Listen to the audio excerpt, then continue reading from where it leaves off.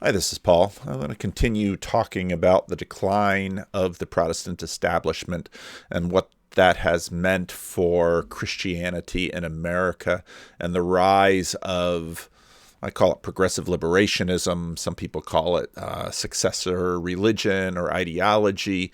It's sort of the religion that is under so much of American culture right now. It's nearly become the the assumptions of morality. And for me, the interesting question of, let's say, someone who wants to document what has become dread Christian nationalism in America today isn't so much that people have their politics and religion sort of mixed up. That's nearly expected if you look at the span of human civilization. The bigger questions are what have been the transformations and the migrations in this sphere?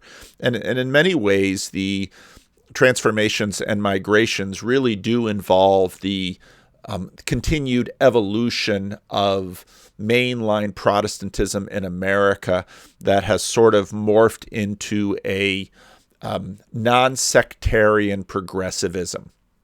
And so I'm just dropping a whole bunch of breadcrumbs along the path here. And one of when I was talking about this in some other podcast, somebody mentioned to me Aaron Renn. I first discovered Aaron Renn along with a lot of other people when he started his masculinist newsletter.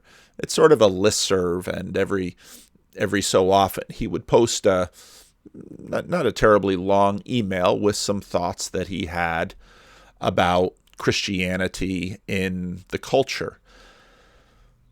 Now, this gets into a lot of wonkiness in a particular corner of Protestantism that I'm quite familiar with because in some ways I grew up next to it. If we take church history back to the modernist fundamentalist split that carved up a lot of American Christianity, the Mainline were these massive Christian denominations that in fact are all over America. Ready to Harvest is a YouTube channel that I've mentioned. And if you're curious about Christian denominations, it's a really fun channel because unlike me, he doesn't ramble and he gets to the point. And he has really a fine video on sort of the denominational breakdown of America. And he has this little metric and he tries to figure out, he basically takes these 6 cities and looks for what churches are in them and what denominations from different traditions are in them, and sort of tries to get a sense of who are the big players on the American stage. And one of the things that you very quickly see is that a church like the PCUSA, the Presbyterian Church of the United States, well, you can find a church in all of those places. You can find an RCA, that's Reformed Church of America, that's the older denomination out of which my denomination broke out of in the 19th century, the Christian Reformed Church. You can find one RCA in those towns. You can find one Cumberland Presbyterian Church. So basically what this shows, what his survey showed, is that the Mainline continues to have massive representation all over the United States. And, Episcopalians, tons of them around. Anglican Church of America, not nearly so much. And so the mainline churches continue to be a massive presence, but they're a very, very much, in many respects, an emaciated presence. They have gone away, and they've gone away for a whole number of reasons. Evangelicals have, in many ways, sort of supplanted a lot of the mainline, but a lot of the unchurched America who has become spiritual but not religious, the nuns, some of the duns, have really left the mainline. And now Aaron Renn is an interesting critter because he is both conservative but he's very much an establishment thinker. He's an institutional thinker. And there is a tribe of evangelicals like him that tend to get in the newspaper. Tim Keller, very much a part of that. In the 70s, when there was a lot of white flight from the cities, where suburbanization had really already taken hold, there was sort of a conservative, reformed presence in the city. And in many ways, my upbringing was a part of that. My father's church wasn't there because of that movement. My father's church was there because when the Dutch, the second, third generation Dutch immigrants were leaving industrial Paterson for the developing suburbs around Paterson in North Haledon, in Haledon, in Wyckoff, in Midland Park. Some of those had been farming communities that were now being transformed into suburbs, and some of the Dutchmen had had dairy farms in those communities, and as is the case, let's say, in Southern California around Bellflower and then Chino, the farmers sold their land to developers as these world-class cities continued to move out. Some of the very mission-minded, kind-hearted members of the churches, which, at least in the Christian Reformed Church, the church left last in terms of the neighborhood. And so they very much saw their homes and their jobs replaced by African Americans moving up from the Jim Crow South. You can read about that in Isabel Wilkerson's book, The Warmth of Other Suns. There wasn't much immigration from Europe after the First World War, at least until after the Second World War. And so a lot of the industrial needs in the American North were met by labor coming from the Jim Crow South. African Americans, were looking for opportunity in the North, and so they took jobs that previous generations of European immigrants in North Jersey, the Dutch, the Italians, they took a lot of these jobs. And there was a lot of poverty, a lot of struggle in those communities. And so what happened, my father's church was planted because people saw that there was need, and so they wanted to help. And so in the Christian Reformed Church way, they planted chapels, which was sort of a ministry to a community, let's say. And so most of the people in the church that I grew up in my father's congregation, were African American. So that was the context in which I grew up. But in the 80s, this evolved into a much more self-conscious ministry to the city. And if you follow I got to listen to see if the coffee break ladies need me for something. So what you would find is that in the 80s, there was much more of a self-conscious, conservative, Protestant, and Reformed ministry to the city movement that eventually gave birth to Tim Keller's church in New York City, Redeemer Presbyterian, which sort of stumbled along as a fairly successful church plant in New York City until 9/11, when it sort of exploded. But it also was nicely positioned to take advantage of the transformations of the city that happened in the 80s. I mentioned before, when I was growing up in the 60s and 70s outside of New York City, when I saw the movie The Joker, it looked a lot like New York City when I was growing up. When I visited New York City later, after TV hits such as Sex and the City and Friends and Seinfeld, cities once again became cool places for young urban hipsters to move to and to find jobs and success, et cetera, et cetera.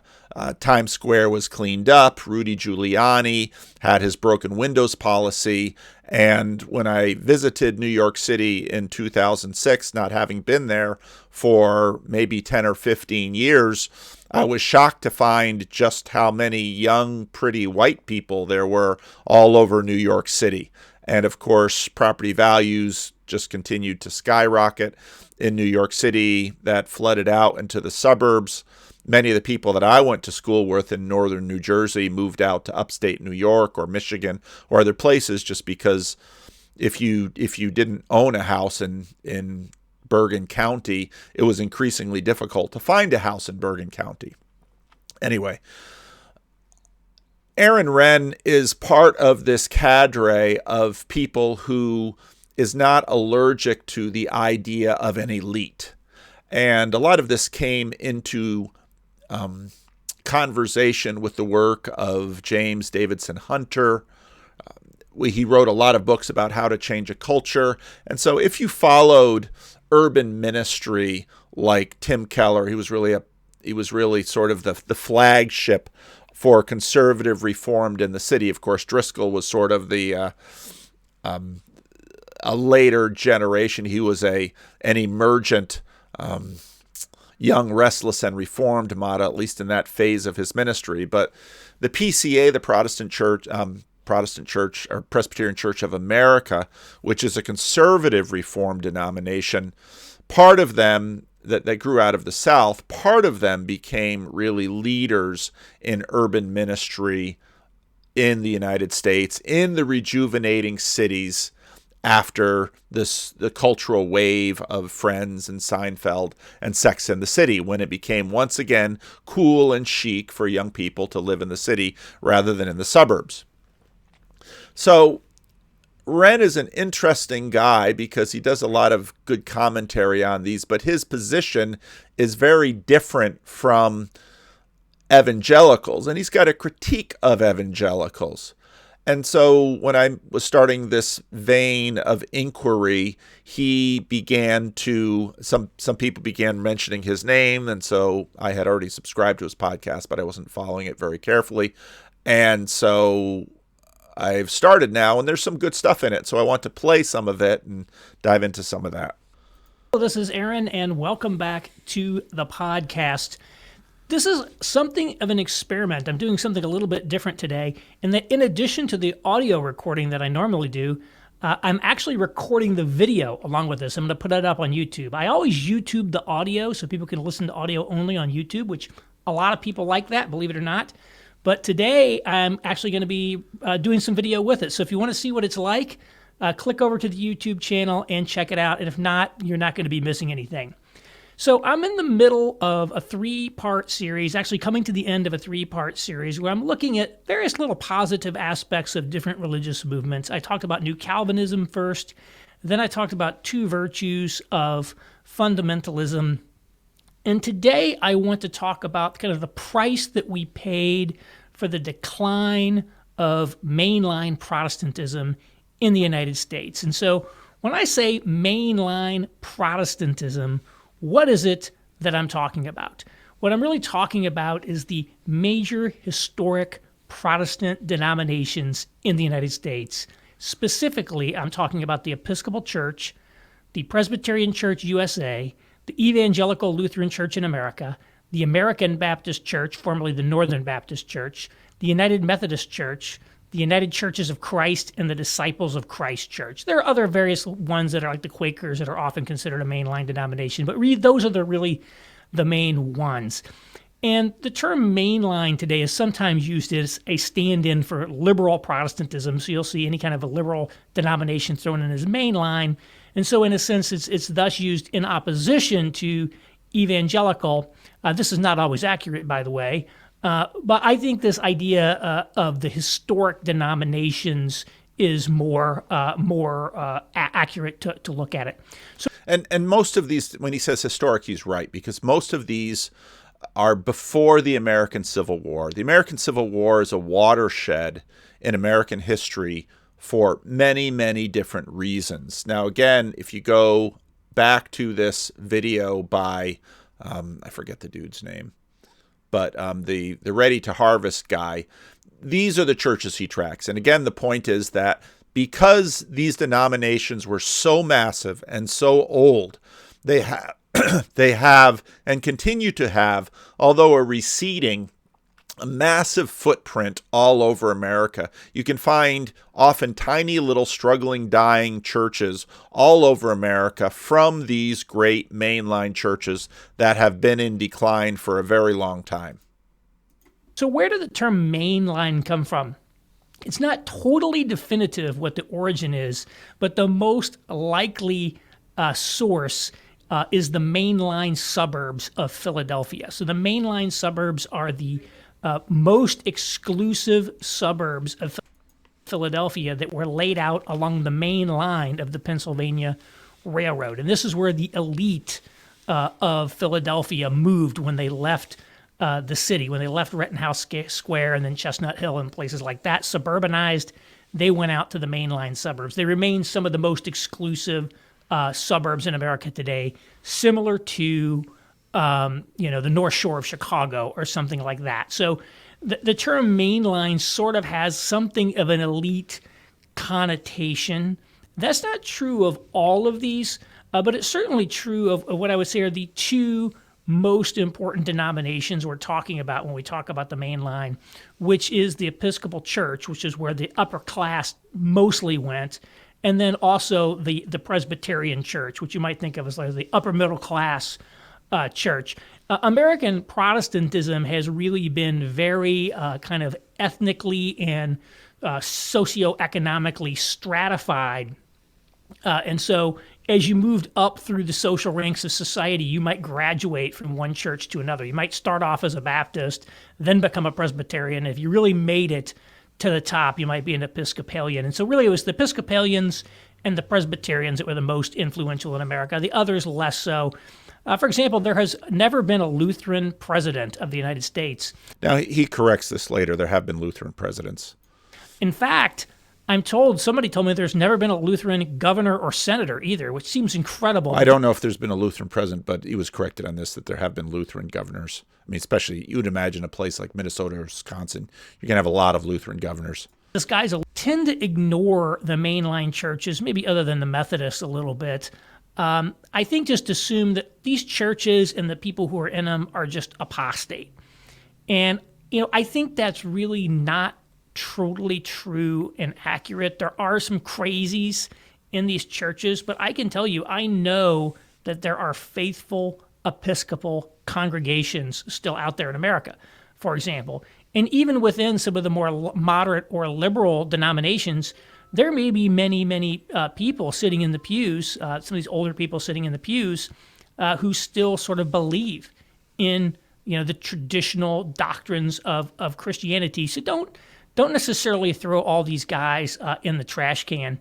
And when I moved to New York City, I was looking for a place to go to church, and it's sort of morphed into a sort of a tour of churches of New York City. I think maybe I went to 17 different churches. I can't remember how many different ones I went to. And I really realized things like, hey, you know what? I've never been to a Lutheran service. Maybe I should check out a Lutheran service. So I went to a couple Lutheran services. I went to some Episcopal services, Methodist churches. I even went to an Eastern Orthodox service, which was amazing. And what I really discovered is that I found something of value in every one of the churches that I attended. I'm like, there are elements of them that I'm like, wow, this is great. I wish I could have kept this. For example, I think the Episcopal liturgies in some of these churches are the best Western liturgies I've ever seen. When I'm always impressed when I go to a lot of these Episcopal churches. I'm like, wow, this was just a great Mass. I mean, I hate to say it, I've never been to a Roman Catholic Mass where I did not think the priest basically was sort of mailing it in.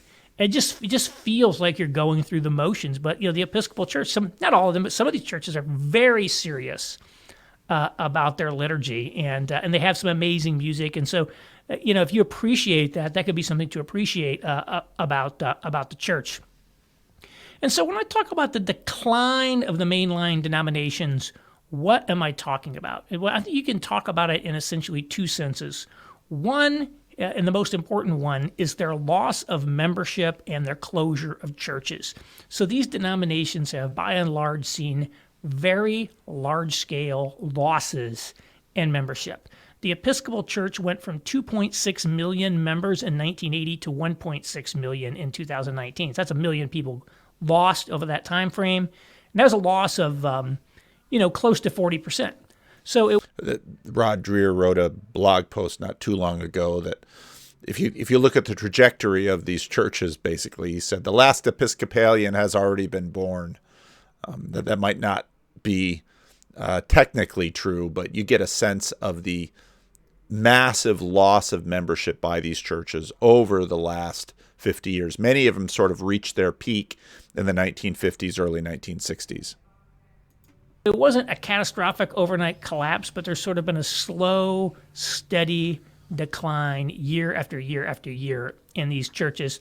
And actually, I think the decline is probably worse than the numbers would suggest. I don't know exactly how these numbers were calculated, but in an evangelical church, typically there are more people who attend on Sunday than there are actually members of the church. A lot of people come that never formally join the church. At least that's sort of been my experience. In these mainline denominations, it's the opposite. They tend to have many more members than they actually have regular attendees. So the number of people actually showing up in the pews on Sunday may be much lower than the membership. And then the membership is in terms of the African American church, their dynamics are quite different. I was looking at Putnam did a book on religion in America, and a lot of people who check the demographics of churches in America track African American churches differently, because some of these dynamics are also true of African American churches in communities that I've worked in all my life. Many people are members of churches that they don't necessarily attend very often. Aging as well. These churches tend to have a membership that skews very old. The median age is often a senior citizen, for example, and so there hasn't been a next generation. The second sense in which people talk about decline is theological decline, and that these churches, many of them have abandoned sort of many traditional Christian doctrines. And again, I could go, you could do a whole podcast on this about the fundamentalist, modernist controversies and all these things. I'm not going to do that today. I will just say there has been significant theological drift in these denominations. But as I said, do not assume that every congregation and every person that goes there is a lunatic. There are many faithful people in these churches. So I think the stereotype of them is not entirely fair, although in some cases, there's some truth to it. So what did we lose, or what have we lost, or are we losing with the decline of these denominations? And I would say, well, America as a Christian nation as a starter. And by Christian, I mean America as a Protestant nation. And when America ceased to be a Protestant nation, it wasn't long after that it ceased to become a Christian nation. Now this label of a country as a Christian nation is always a tremendously slippery one, because you've sort of got your Tom Holland definition of Christianity, or your Jordan Peterson definition of religious or even Christian that sort of includes everyone. It would much more be a sense of practice, a sense of behavior, and a sense of self-identification. It's tremendously slippery to get a handle on this question of a Christian nation. On paper, nations like the United Kingdom would technically be a Christian nation. They have a state church. They have Christian elements written into their constitution. The Queen is the defender of the faith, etc., even though church attendance numbers in the UK are a lot less than church attendance numbers in many nations around the world that have nothing in their constitutions or legal documentations connecting them to Christianity or Christ or anything else. So it's a tremendously slippery and difficult thing to talk about. As well. And so, I'm going to illustrate this with something that may or may not resonate with you. I wish I had Philip Best, the Notre Dame architect, to really lay this out for you because he does a great job of talking about this. But I want to do it I'm going to do it myself anyway, and that is the design of cities often reflects sacred order or the social order of the city. Now this will come as absolutely zero surprise to anyone in the Peugeot camp. And a little bit later, he's going to make a comment about evangelicals and symbolism. So you can think about, for example, in an ancient city, this gigantic temple in a prominent and central place. The place. Think about Jerusalem with the temple, both the first temple of Solomon and the second temple. Where the heavens meets the earth is an example of sort of sacred order and urban planning order, architectural order meeting. Or you can think about a year. Now Wren is I believe he's an urban planner by vocation. European town where the largest and most prominent building, the tallest building on the square, is the church, right? That says something about the sacred order of the universe. It says it's a metaphysical statement, and it's also a statement about the community and its values. Now, Kanye West, I believe, in this town he wants to build in Wyoming, I don't know where that has happened in terms of his marriage and everything else in his life, but again, he was going to have a church at the center of his little town. And when Jordan Peterson, I think, implies, I'm the one who uses the language about the hole in the center of the culture where the church used to be, physically, the building that symbolically represented the community of the church was in the center of the town. The cathedral spire was, at some point, the landmark by which you could orient yourself with respect to the community physically. And so if you look at a city like where I live, Indianapolis, the sort of sacred center of the city, the focal point of the city is a large circular plaza called Monument Circle, right in smack dab in the middle of downtown, that sits at the intersection of Market and Meridian Street. So Market's east-west, Meridian's north-south. There's a beautiful monument there, the Soldiers and Sailors Monument. You should Google it. If I thought about it, I would have pulled up some stills and put them on this video that I'm recording right now, but I didn't do that. And what you see is that 2 blocks to the west on Market Street is the state capitol. 2 blocks to the east on Market Street is City Hall. So you see there represented the government, the civil government of the people represented on this sacred axis, east and west. We also now governments represent themselves with buildings, and they do so intentionally.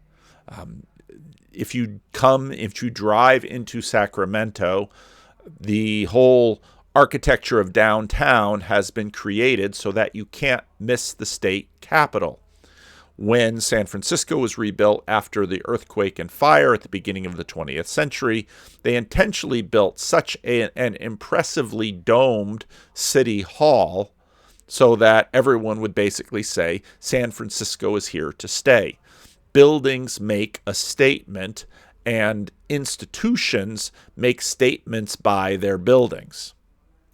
Also see the city market on 2 blocks east on Market, and we see many, many office buildings representing commerce in the city. So commerce is represented on the sacred axis of the city. There's also the premier old city gentlemen's club, the Columbia Club, is right there on the circle. It represents civil society is present on the circle. And then there's the... Now, even the name of that club, the Columbia Club, if you're at all attuned to American history, you know that there were periods in American history where you would name your club the Columbia Club. This would be probably, this would definitely be pre-Cultural Revolution in the 1960s. Because Columbus was, of course, a hero, which is why you find statues of Columbus in Columbus Square. In New York City, you find Columbus as as a hero of the culture. And so you would name your club after Columbus. You would name a river the Columbia River.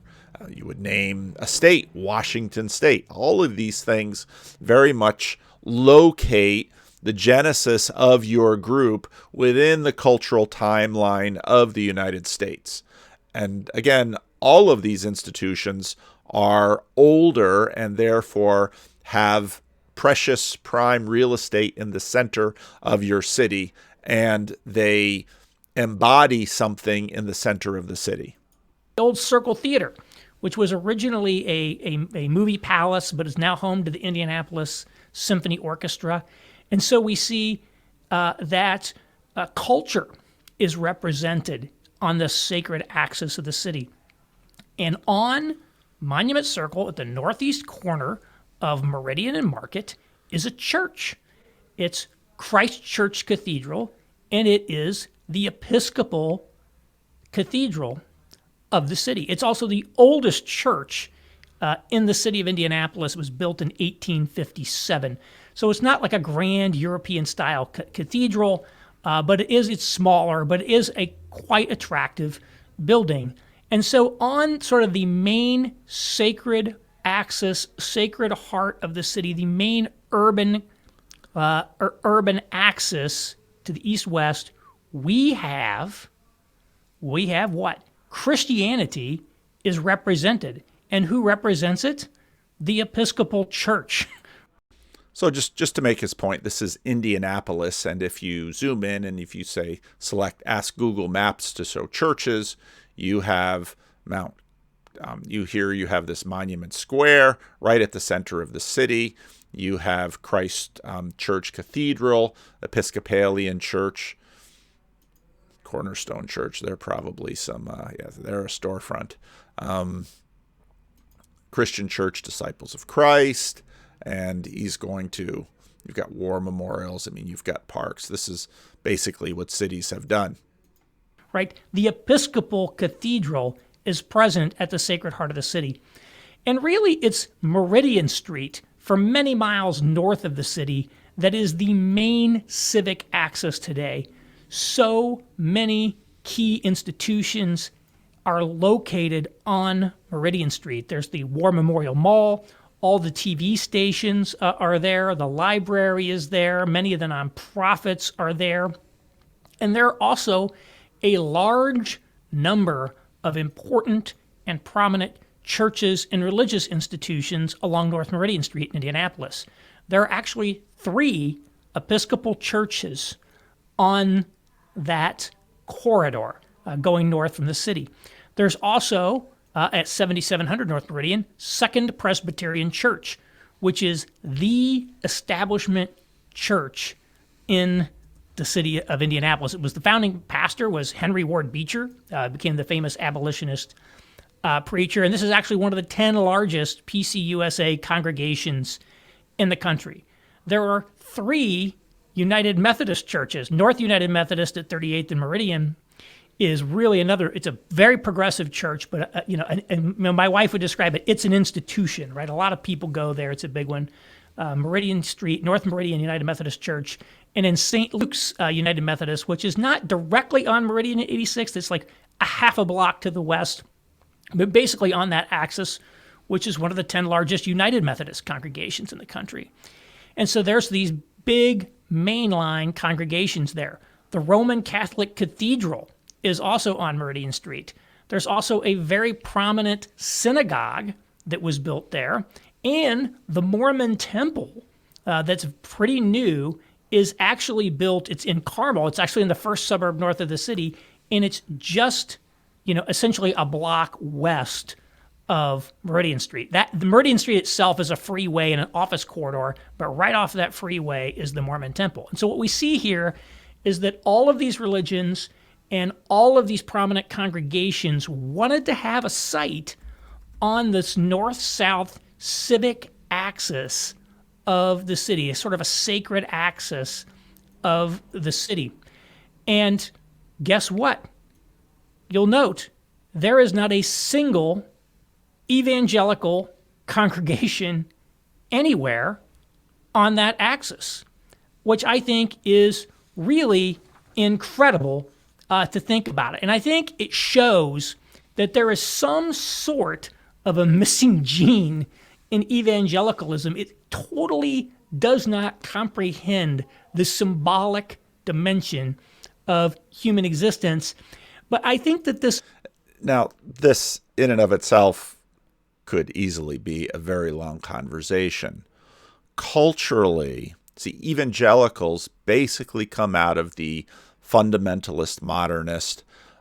They tend to come from lower reaches of the social stratus, social classes.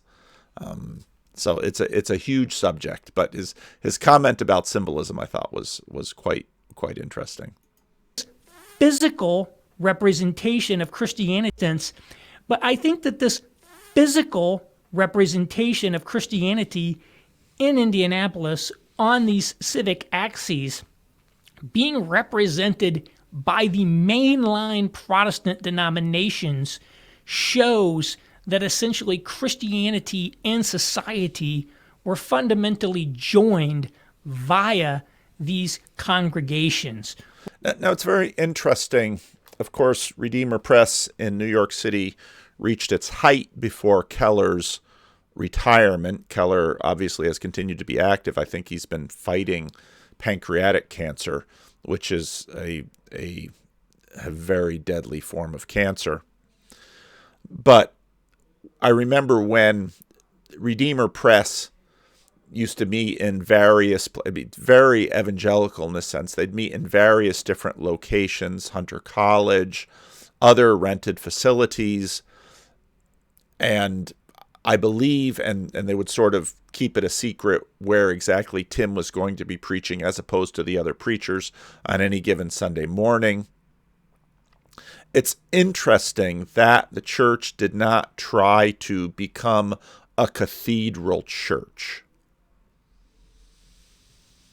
Now, I wonder with Tim Keller's reach, because he had significant reach, especially before his retirement.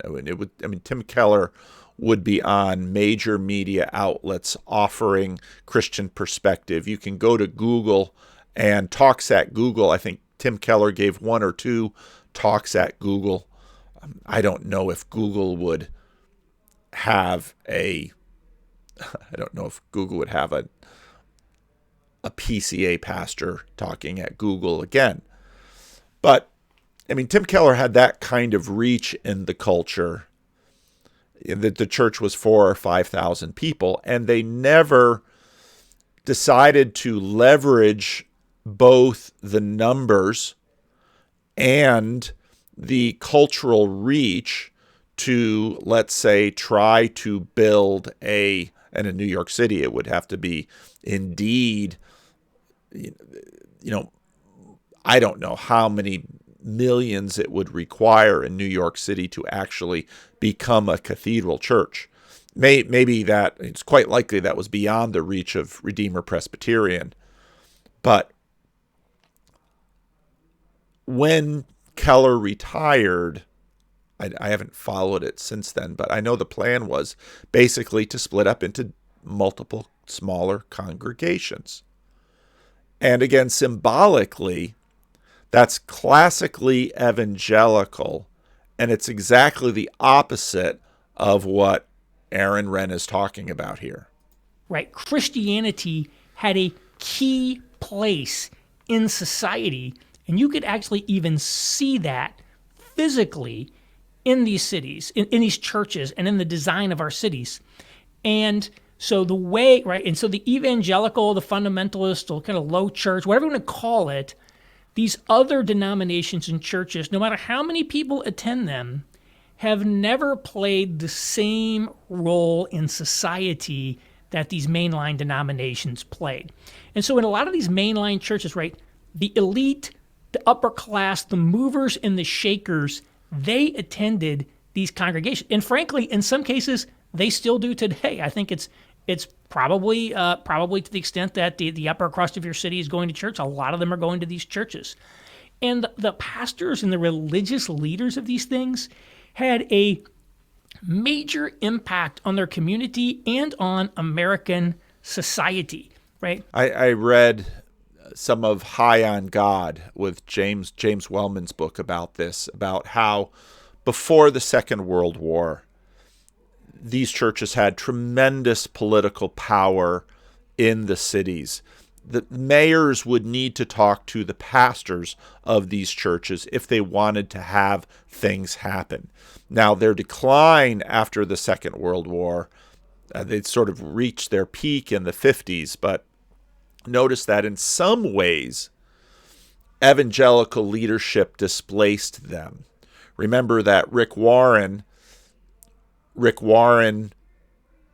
gave the prayer at Barack Obama's first inaugural. Billy Graham was spiritual advisor to a variety of presidents. Bill Hybels was spiritual advisor to Bill Clinton. And so evangelicals, by virtue of their numbers, and then when Karl Rove, for example, political advisor to George W. Bush, wanted to map out a path to the White House, it ran straight through evangelicals. And to a certain degree, Trump followed the same map. Now, the roadmap isn't identical in 2016 as it was, let's say, in 96. But there's a lot going on here. There was not necessarily, as I would say, full separation of the civil and the ecclesiastical realm. In the Episcopal Church, for example, a number of the prominent Episcopal priests and bishops over the year were people who themselves came from upper class families. So they were members of the elite, now playing their role in society as bishops of the Episcopal Church. And these mainline leaders, and again, predominantly, I would say, Episcopal and Presbyterian, but others participated, had a big influence on our society and on policy in the country. If you go back to the 30s and the 40s and look at the Federal Council of Churches, which was the precursor of the National Council of Churches, which is the main ecumenical group of the mainline denominations, they were a huge backer of essentially globalism. Right? If you want to know who the kind of the globalists were, the internationalists, it was the mainline churches. Now, here's where you begin to see the DNA gets transferred into Blue Church, into the blob. They supported open borders immigration. They supported free trade. They supported decolonization, for example. They were big and influential in the creation and in the form of the United Nations. For example, they played a role in that. Now, I should check this before I say it. Oh my, what Google can bring up, I had no idea. So, Juicy Ecumenicity is a blog that has to do, sort of from the conservative end of things, has to do with the ongoing distress of the United Methodists. But here is a piece with none other than James Bratt, who he wasn't teaching yet when I was a student at Calvin in the history department, but he became one of the major lights of the Calvin history department. Bratt and I discuss FDR's lifelong Episcopalianism, his sense of providence, how Christianity shaped the New Deal views, and his resistance against Nazism. So this is very much a video I'm going to have to check out. Now, if you recall the last video the last video on this topic, where I was dealing with the Andrew Preston interview with The Rest is History, talked about the fact that FDR brought more non-WASPs into his cabinet, probably more than cumulative every other president before him. But what was FDR's, when FDR went to church, and he did. Now, again, if you watch Curse of Oak Island, you also know that FDR was a Mason, which is another thing with respect to American history, but FDR did go to church, let's say. Well, as I mentioned, most people don't appreciate that FDR was religious. The exception seems to have been Winston Churchill, who organized that magnificent Anglican church service on the deck of a battleship when they first met in the North Atlantic, knowing that would appeal to FDR. Yeah. But why is there so little widespread knowledge about FDR's religiosity? Well, he didn't observe a lot of the conventional customs of it. He loved to go to church on particularly ceremonial occasions, high points, Christmas and Easter, but also every anniversary of his inauguration and other high points, national days of prayer. But he was not an every Sunday in church in the pew kind of guy. He wasn't much of a theologian, although as one chapter in this book shows, he did have kind of an odd night with dinner and a long discussion with the foremost American authority on Soren Kierkegaard. And Kierkegaard really struck deeply into Roosevelt's consciousness that night. He did read his prayer book nightly before he went to bed. He read his prayers. That was his ritual. And he, but for him, Christianity was in the doing. Christianity was in the doing, and it was in the heart, creating a heart of compassion for ordinary people. He thought that that's what Jesus was about, and this understanding came to him in terms that we would label the social gospel of the late 19th, early 20th century. His wife, Eleanor, was steeped in that. One of the most important cabinet officers, Frances Perkins, she was the first female cabinet member and Secretary of Labor, and really the architect of some of the most important New Deal legislation, such as Social Security. Frances Perkins was deeply devoted to the social gospel and very much a weekly participant in Anglo-Catholic liturgy. She would go, while a cabinet officer, she would go once a month to a nearby convent in Maryland, an Anglo-Catholic convent, and do a weekend retreat. And so these are the kind of people, Eleanor, Frances Perkins, and also his headmaster at Groton, Roosevelt's headmaster at Groton, kind of a replacement father for him, Endicott Peabody, who was deeply devoted to Christian responsibility and tried to cultivate that into the rising American ruling class of the Gilded Age. So these people were very instrumental in fashioning Roosevelt's outlook, and for him, New Deal legislation was turning Christian injunction into social and political policy that would help the ordinary lives of ordinary people. And you can see right there very much the establishment, because there's FDR, Hyde Park, New York. This is American aristocracy, but sort of social gospel becomes the New Deal.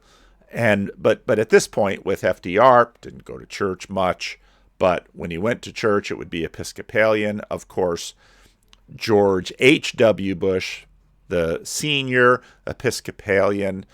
Now, George W. Bush sort of splits it, so comes from Episcopalian, but also tracks along with the born-again movement. I've talked quite a bit about Chuck Colson, Jimmy Carter. In the 1970s, of course, you have this born-again movement where I've paraphrased it often. Chuck Colson comes home and tells his wife, I've become a Christian, and I thought we were Episcopalian. That's sort of the transformation that happens with this born-again movement in the 1970s. But of course, FDR, quite a bit earlier, this is Christian nationalism. It really is, and it was the default position of the country. I'm going to have to pause here and pick this up a little bit later. I don't know why I say that it won't be later for you all, but I have to go be pastor. So I had to go out and help somebody do something, and got a chance in the drive there to listen a little bit more of this conversation with James Spratt about FDR. I'm going to have to see what else Brad has done with this. To Roosevelt. It wasn't just a bad, oppressive political system, but Nazism represented a real negation of human dignity, of we would say, the image of God that was planted in all human beings, Christian or not. This was a negation of everything and every possibility of good and mutual respect and the development of the human soul. And boy, he just instinctively bridled at this and worked his political magic to by hook and crook and by a very spare measure sometime get the United States ready to combat this. One of the things that, going back to your previous question, one of the things that makes, again, one of the themes that we're working on following Mearsheimer is this idea of liberal hegemony, and this, and again, now this is it's a valid conversation to have with respect to how should America get into wars, under what criteria, but this is part of the package of American identity, understanding what it means to be a Christian nation, one's duty in the world, and that will then lead to implications. Roosevelt not seem a real pious guy is that he was a wily politician, right? He really knew how to play the game. And you might think about evangelicals and Trump in that matter. So pietism is again another element of this conversation too. And the way that politician rings in the American ear today, it's everything conniving, inauthentic, deceptive, manipulative. And so you can't be a good politician and a good, consistent Christian. And for Roosevelt, no, you, without being dishonest or underhanded, you use the rules, you follow the rules and the devices of this game to aim for a really good common end and an elevated end. So Reinhold Niebuhr didn't like him much, Roosevelt, but came to appreciate him, particularly when the move from domestic to foreign policy. And so Roosevelt is kind of a walking textbook of Niebuhrian political ethics. Is there any evidence FDR knew who Niebuhr was, or was it in any way influeence by him? Nope, we don't have much evidence of that. Niebuhr ran in different circles, church-wise, than Roosevelt did. So we do have this really weird confrontation with Kierkegaard, but the people that Roosevelt responded to were more the lions of social and political thinking in the Episcopal Church. He was very much, as that church called itself, he was very much a churchman, okay?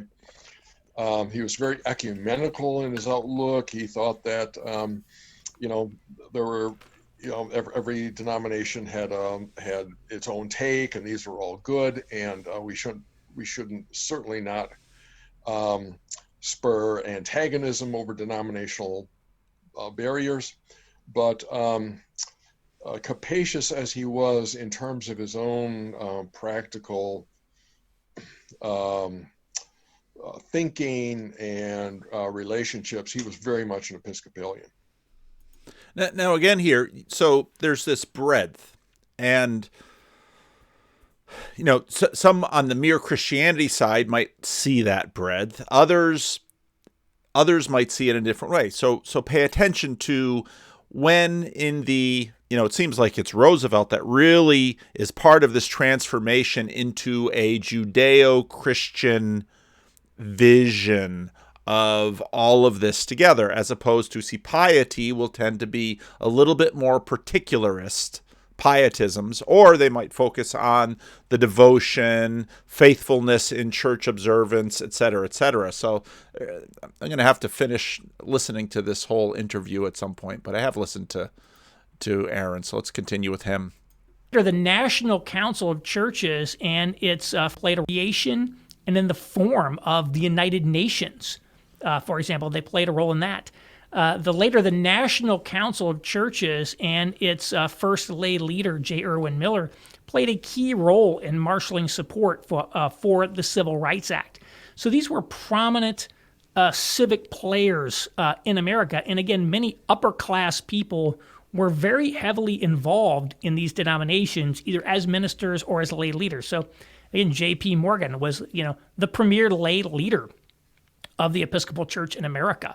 At the time he was running his banking empire. So you see, FDR, J.P. Morgan, these were the leaders of the nation, and they self-consciously identified, not necessarily as Episcopalian, that was sort of the Cadillac or the Lincoln of the churches. I mean, if you were middle to upper class, maybe you're Presbyterians, as he says, Baptist for the lower classes. But these were the captains of industry. They were the captains of the nation. And this held all the way into until really you get to the counterculture in the 1960s, where this will begin to come undone. And then you'll push back against the man, and this sort of coalition of power and status will be seen as corrupt. And of course, that's going to have a lot to do when Vietnam, Watergate, when all of this comes through. So to remember, Nixon is a Quaker, and as Ren notes, Quakers sort of part of the Mainline, and all the way back to Andrew Preston, sort of the pacifist Mainline. Anabaptists, they would be much more down register with other evangelicals and fundamentalists.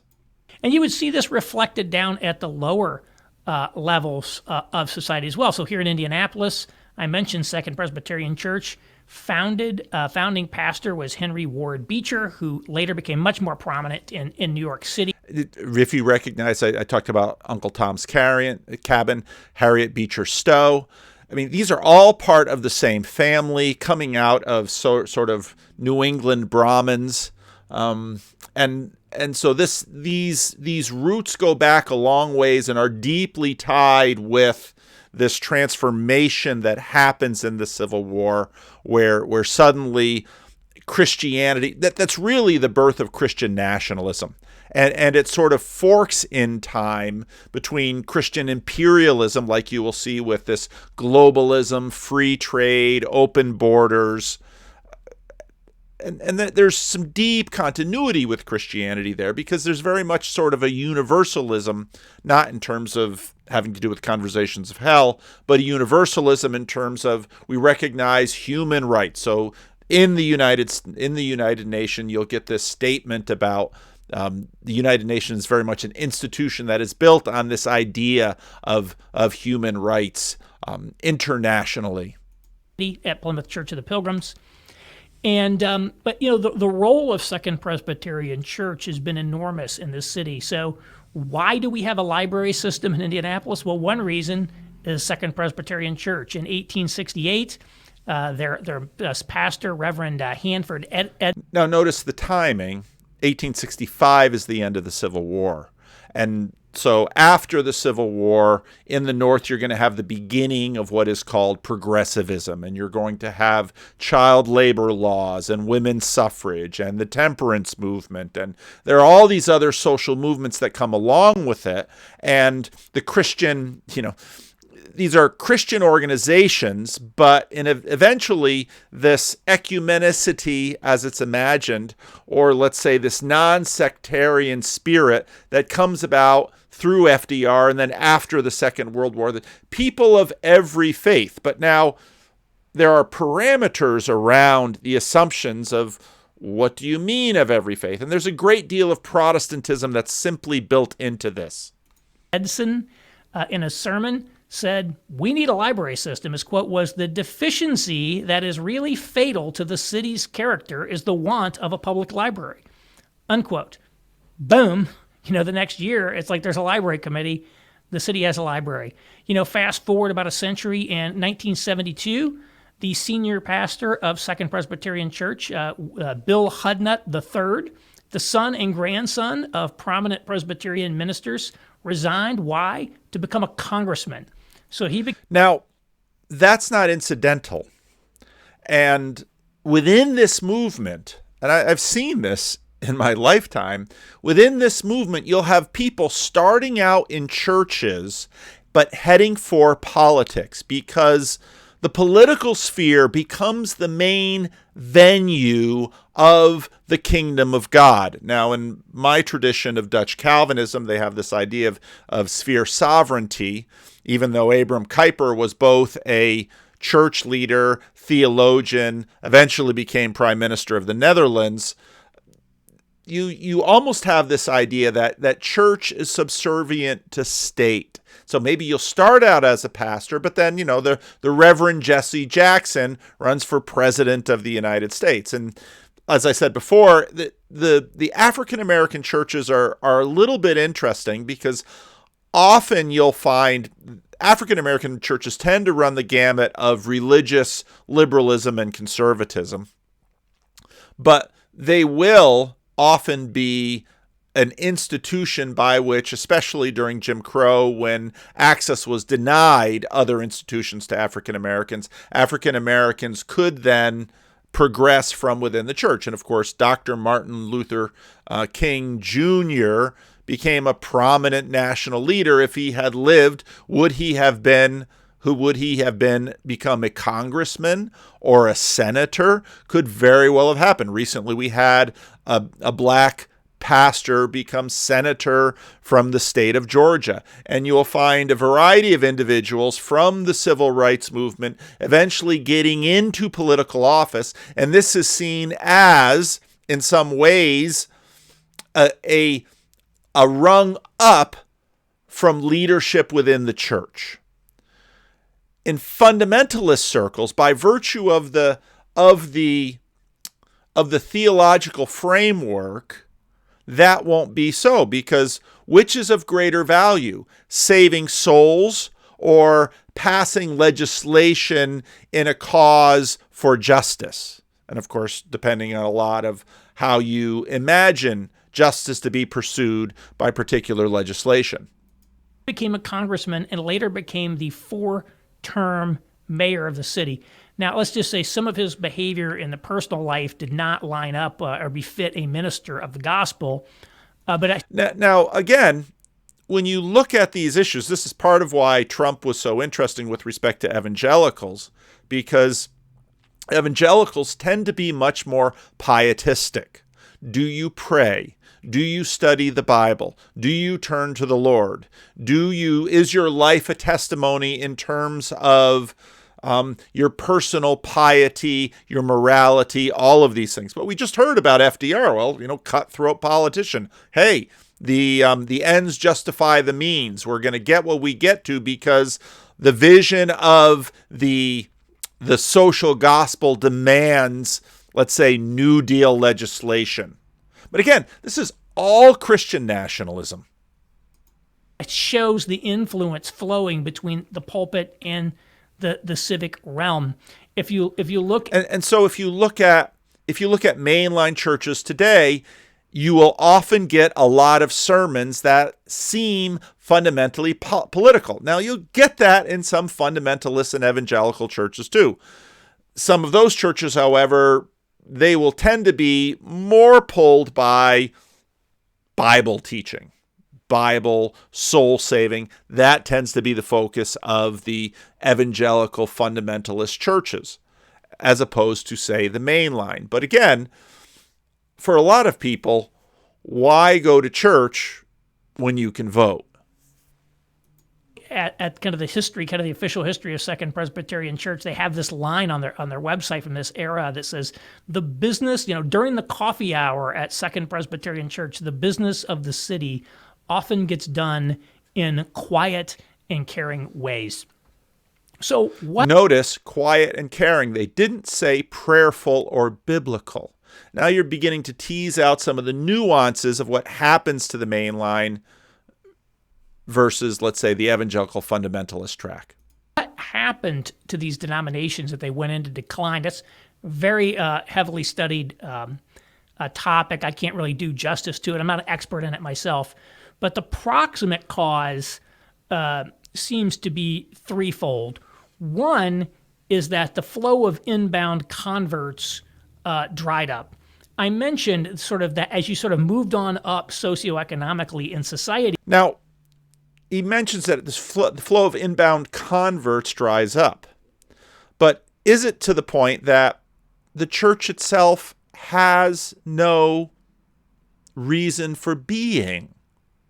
And again, go back to my conversation with James Wellman about, maybe I'll just play the clip. When James Wellman started on this, it really struck me because he really nailed, well, what happened to the Mainline? Well, this is what happened to the Mainline. And again, you listen to James Wellman and he's in many ways continues to have sort of the heart of the Mainline. But what about the institution? Wow. I think I got out of the church trip because it was too depressing. And I just felt like it had lost its way. And all it was doing was mimicking what you hear in liberal culture and not doing much more than that. And it was uninteresting. Therefore, it's uninteresting. Mm-hmm. Obviously, I believe I'm inclusive. I follow most of the inclusive ways that we talk about. What I would say, however, is that what does it mean to be human? Sort of the Jordan Peterson thing. What does it mean to be human? It is to structure a life that is giving way more than it is consuming. That is sacrificing for the sake of those they love. That has a higher vision of the world than simply finding how much you can consume. That has this stern purpose of justice, peace, love, forgiveness. What he's doing there is this is the heart of the Mainline, right there. And all that. So, but what institution is holding up that vision? It's mostly in my head. So, where do I go for it? I don't know. I really don't know. I think there's no perfect church for me. When I go to church, it's usually kind of a mediocre sermon. I kind of wonder, what am I doing? What are we supposed? Why are we here? So you're interested in goodness and justice and setting the world right. And I don't necessarily need the Bible to tell me what that looks like. That's key. Because listen to Sam Harris. Well, it's obvious what's right. Well, the obviousness of what's right is inherited from the Mainline tradition, even for Sam Harris. What are these songs about? It's just weird. It's just all weird. It's, to be honest. It's just, and I just kind of go home and I go, okay, I'm going to go study my books because I'm a monk. And I'm a monk for a stern moral life that has a spirit, that has spiritual vitality in it. And I find it in my books, which is it's just, what institution can I follow? I can't trust the president. You can't trust. Now, here's part of the change. This is years now after Watergate, Vietnam. Trust your churches. Who do you trust? I don't know. I'm probably not really helping you guys out. No, I think. No, you're but voicing something that is not unusual. No, it's not. What I I'm was going saying, to say. let me put it this way. Let me just end by saying, I want to be a moral hero, at least for myself and my family, for God's sake. A spiritual moral hero for them. And maybe for a few of my students at school. I don't know. That's all I got. That's all I got. I think you're voicing something that actually is gonna. I think you're voicing something, Jim, that's gonna really resonate with a lot of Paul's audience. That what's going on his Discord and his YouTube channel and those kind of things is people who are kind of stuck there. They feel like monks, right? So they're reading their books, they're watching these videos, they're doing these kind of things, but this extra step sometimes is difficult for them of why am I going to church? Which church do I go to?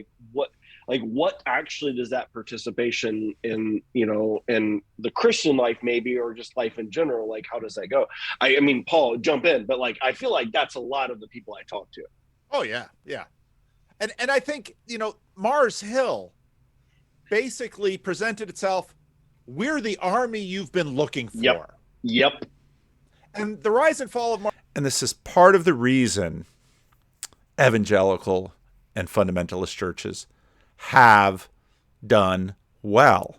There's a lot of elements to this. There's the mythos. You get the mythos, you get the narrative, you get the participation. Now, you can get some of that in a political activist movement, but why have the church when you can start a not-for-profit that's particularly targeted to the cause that you are passionate about? And so, you go back to the Jordan Peterson video with... So one of the struggles right now is that religion is on the decline, and it has been for a number of decades. And you refer to Nietzsche in the book about God being dead, and his observation about the rise of totalitarian ideologies coming with the decline in religion and the various problems that come with that. And right now, particularly among young people and older people as well, we're seeing politics replace religion. We're seeing people now that's been happening for a long time. Replace spiritual meta-narratives with ideological meta-narratives. So how do we figure that out? How do we? Perhaps we're seeing that. Okay. That's one hypothesis, and it's one I favor. I did see polling data at one point, for example, from the Gallup Corporation, indicating that lapsed Catholics were some multiple of times more likely to be separatists during the heyday of the Quebec separatist movement. And now, a number of comments have gone with the Catholics. And maybe I'll have to have Cale on, because I know Cale is following this conversation closely, because a number of you have been basically mentioning, well, yeah, the truth is that Catholics have sort of becoming mainline Protestants and going exactly where the mainline Protestants go, which is not to church. And so, again, what you see is this sweeping movement of religion in the culture where it's not seen as a religion.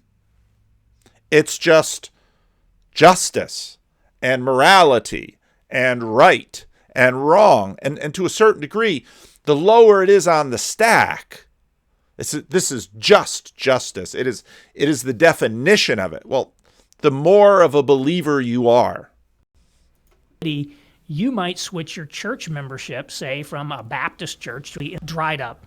I mentioned sort of seems to be threefold. One is that the flow of inbound converts dried up.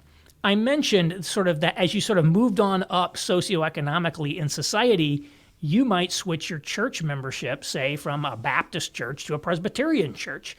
And if you read a biography of John D. Rockefeller Sr., for example, one of the things that distinguished him is that he stayed a Baptist. He did not join the Episcopal Church or go do a social climate. But, go to New York City and visit. When I was a kid, one of our favorite New York trips was to go to Riverside Church. Now, I didn't know it was John D. Rockefeller. I didn't even know who John D. Rockefeller was when I was a kid. But you could go up into the bell tower and you could have these beautiful vistas over New York. It's right there in New York. John D. Rockefeller built that Baptist church right there in New York. And I got stories about that church. Action. Religiously. He stayed true to his Baptist roots, but it was not uncommon for people to kind of move into these denominations from elsewhere over time. That sort of dried up. Secondly, the members of these churches proved to be very eager adopters of family planning. So certainly compared to more evangelical churches, they had a significant... And the Catholics practicing family planning, meaning contraception, when the church said not to. It's like, this has been a big issue in American Catholicism for a long time. Fewer children, just physically had fewer children. And then the children did not necessarily follow in the faith. It's basically, there was not a lot of outbound conversion to these churches. And I would say many of them have been characterized by enormous loyalty by their, now many of them now elderly kind of congregants. But so it wasn't like everybody fled these churches, but it was sort of kind of a dry up of the inflow. And that's key because, well, what's the church for? Well, we'll teach people how to be, how to give back. But this is all in the culture. You can watch it on, so again, about the only TV I'm watching right now is Survivor, but just about every season, well, they're in some poor country that has beautiful beaches, and well, one of the reward challenges is, well, we're going to go and buy a bunch of baseball equipment or school equipment so we can give back to the poor children of the Philippines or Nicaragua or someplace like this. Well, this is no longer a Christian activity connected with a Christian activity in the culture. This is just the definition of morality. And this, again, is sort of the liberal Protestant faith has subsumed the culture. It's taken over the culture. And, Sam Harris would say, well, that's not Christian. That's just, fair enough. Certainly Jews and Muslims and Buddhists have concern for the poor, yada, yada, yada. So, but it's not even religion. It's just the definition of good.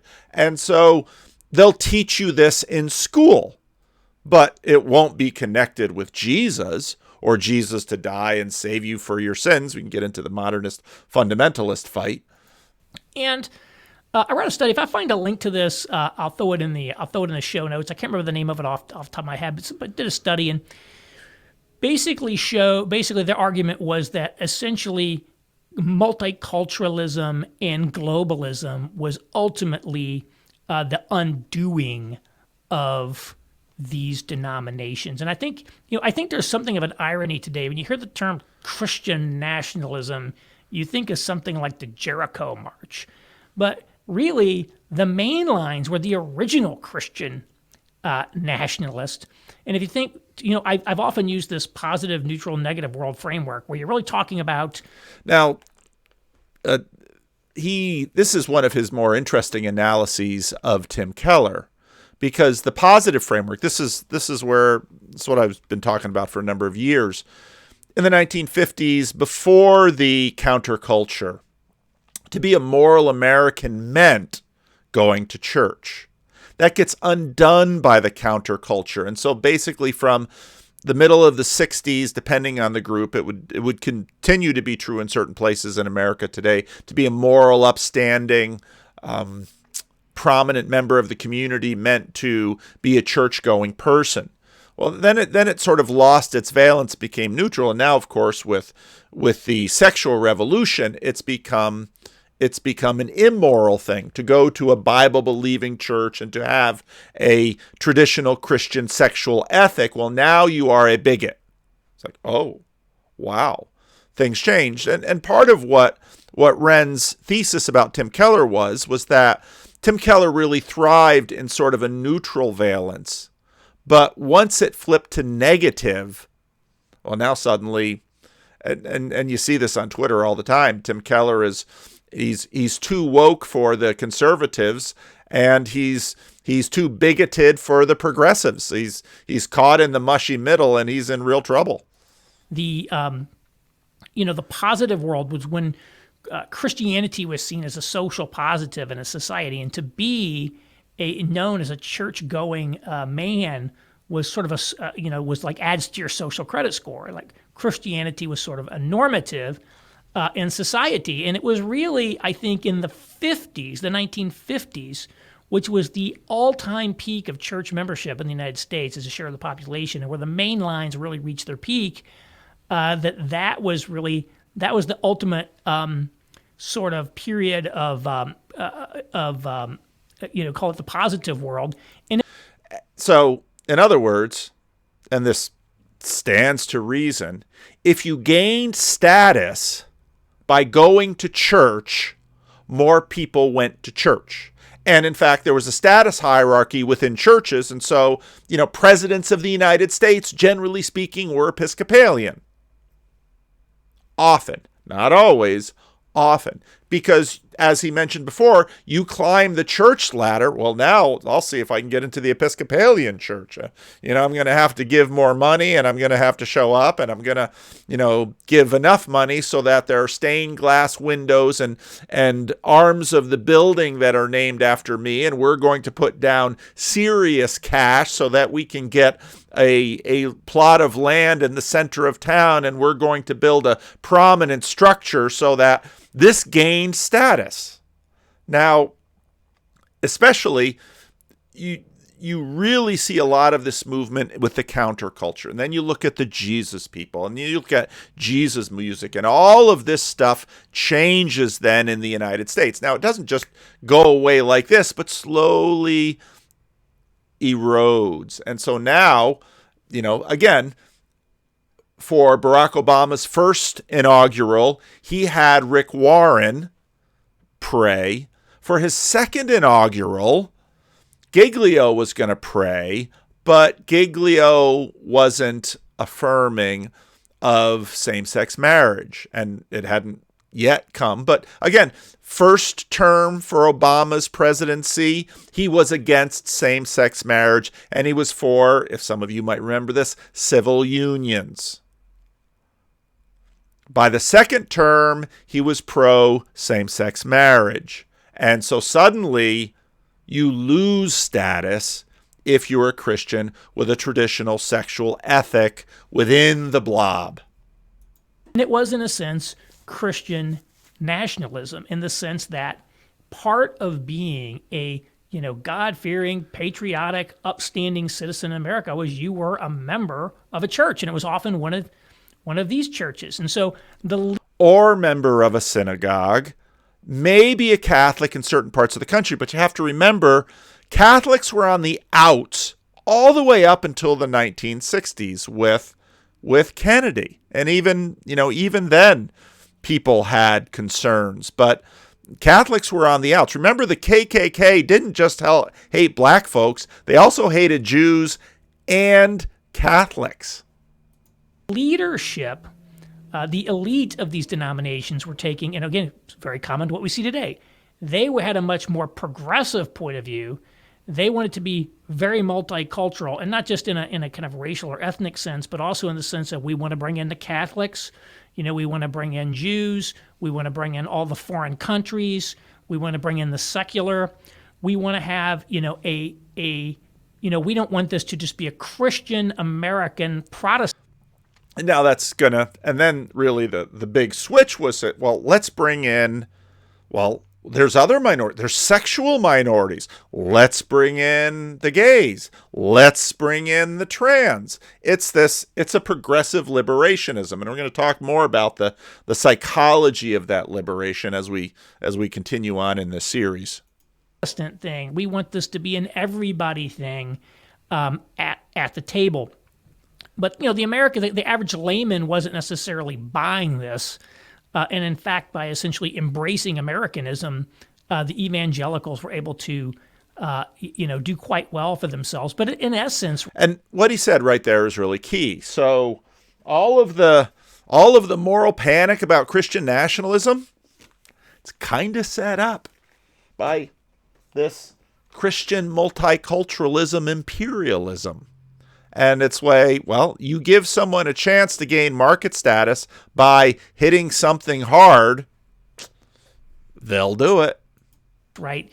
Christian nationalism, might have be one way to describe some of these churches in the 50s.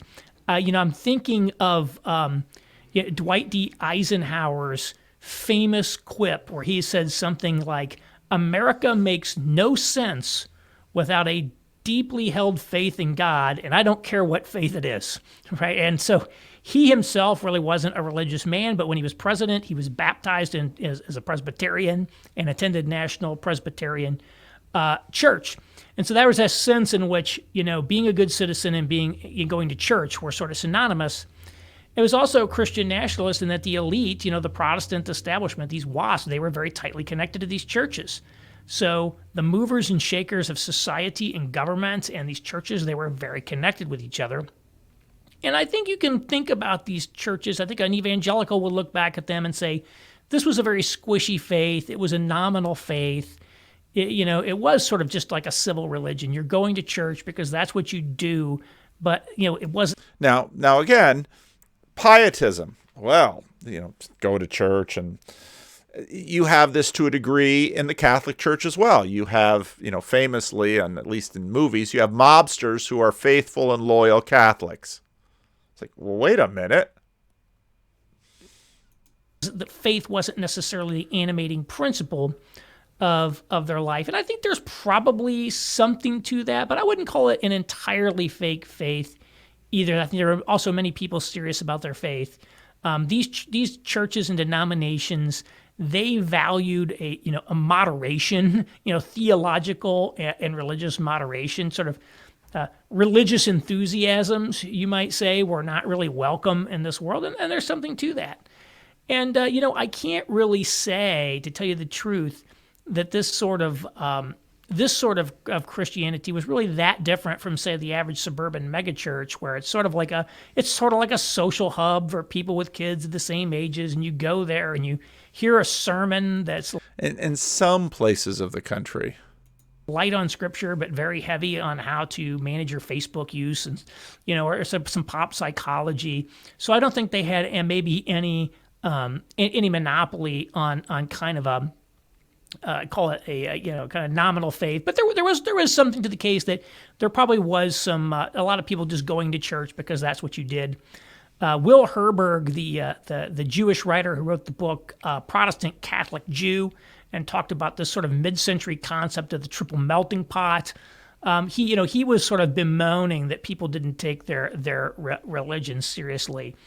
But I do think there's a sense in which what happened was, we sort of maybe and you have the sense that, well, whatever religion you have, not really whatever, but if you're a Jew or a Catholic or a Protestant, take that religion seriously. And by seriously, what we mean is, well, have that religion have you tell the truth, have you be good to your neighbor. And so all of this sort of creates a non-sectarian morality that is just pervasive in the culture.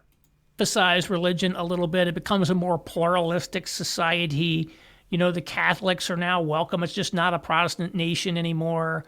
I think what ended up happening, and what this paper, if I can find it, sort of ends up happening is, at some point when you're arguing about globalism and everybody's welcome at the table, whether you're Christian or not, or religious or not, then why do you need Christianity to be there? You could easily eject the Christianity and just have a purely secular movement, a fairly secular movement of diverse people coming together. And essentially that's what happened. There was something of a loss of the distinctive character. And so what ultimately happened, again, just to summarize, what are some of the consequences of this? I think Christianity went from the cultural center of America to the cultural margins of America with the loss of the mainline denominations. And again, I think, you think about James Davison Hunter, what it means to be at the center, the loss of the center ground, the cultural high ground of society was a very big loss indeed for the faith. I would say intellectualism and to some extent aesthetics, it really has all but disappeared from kind of the American church with the rise of evangelicalism and the decline of these denominations. I mean, I've just railed against the Protestant church architecture, which is the evangelical church architecture, which is so bad. And what was his name? Mark Knoll wrote the book "The Scandal of the Evangelical Mind." You go back to mid-century, and Reinhold Niebuhr and people like that. They had some really smart people, intellectual people engaged right in the public debate in a way that's been much less the case today with evangelicalism. And again, you see what you often see sort of in this politically conservative world with a lot of the religious right is really all the thinking has been outsourced to Catholics. The intellectual elite of sort of conservative Christianity in America now are Catholics. And so, there's a tremendous loss within Protestantism. And I think there's also been, again, this tremendous loss of strategic real estate and sacred space, as there's sort of a mismatch between the buildings and the vibrant congregations. And again, there's something, I think that layout of Indianapolis that I spent, you probably think, too long telling you about. It says something profound about non-mainline Christianity, that they do not have any concept of the symbolic realm, of the importance of having a place on the main civic axis of the city. Because guess what?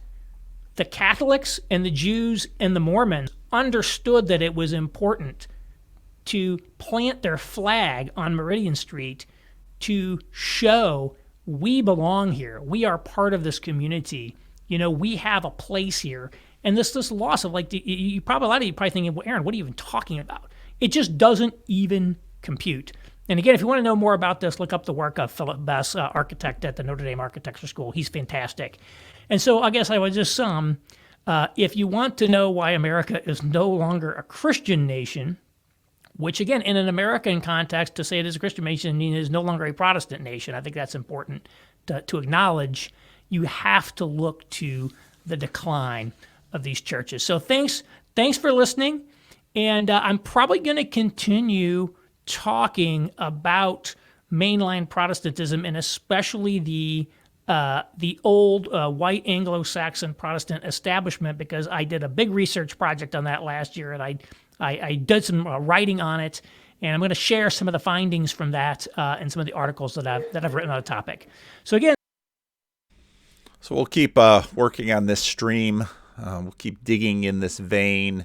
George Marsden's The Twilight of the American Enlightenment is helpful in this because, again, in some ways, the transformation in America from a self-consciously Christian nation into an implicitly Christian,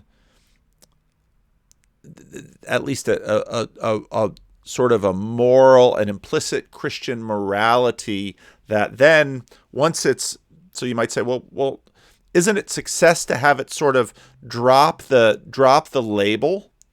Yeah, you could see it as a success in some ways, but once you start to get disconnected from the roots of the religion, this is the big anxiety that I hear coming out of Douglas Murray and Tom Holland over in the UK. Once you're disconnected from the roots, what impulses then sort of continue to guide the trajectory of the religion? See how much time I have. I'll just give a little preview of something. One of you sent me this video from a channel called Kidology, How Psychology Took Over the Modern World, or an analysis of Jordan B. Peterson. And I thought it was quite a good video, and it was helpful in terms of how, in a lot of ways, well-being very much got reframed psychologically. And that has a lot to do with this progressive liberationism. And this quote towards the end of the video really captured it. It is not Jordan's insights alone which have propelled him to fame. Rather, it is the modern historical process of what Eva Illouz calls making the self into an emotional and public matter that has found its most effective expression in the internet and in the contemporary economy. So making the self into an emotional and public matter. And so you begin to see the transformation from let's say soup kitchen Christianity now into me Christianity. How can I feel good about myself? I also noted that Carl R. Truman, it's a book that many of you regularly suggest to me, and it's just now out in audiobook, which is really handy for me. I listened to a couple of hours of it this morning. The Rise and Triumph of the Modern Self, Cultural Amnesia, Expressive Individualism, The Road to Sexual Revolution. I mean, he tracks some of this as well. And so it's not just sort of the triumph of progressivism through establishment Protestantism. That also continues to morph as, again, I think it's disconnected from its roots as you go from Christianity in a positive valence to a neutral valence, now to a negative valence. Now we're going to continue to see the kinds of fights that we are seeing in the culture. So I want to see if Aaron Wrenn did in fact put that link in his show notes. Yeah, so here's this paper. The link in the notes from Aaron Wrenn led to something that you need access to, but I did find the paper on PDF out on the internet. After Cloven Tongues of Fire, Ecumenical Protestantism and the Modern American Encounter with Diversity. And this is going to be helpful for me because I do think that the challenge of pluralism is behind sort of losing the Christian tag and making it's just simply good and evil then. And then anybody can participate in this good and evil. So I hope this was interesting. This isn't the Jordan Peterson stuff, and this isn't some of the other more popular stuff, but I think this is foundational to a lot of, it's certainly foundational to me because it's just abundantly clear to me that there is a religious spirit in the nation that works religiously in people. And again, I try to find language for it because in some ways, if you can name the egregore, you can begin to deal with it. So yeah, leave a message. Let me know what you think.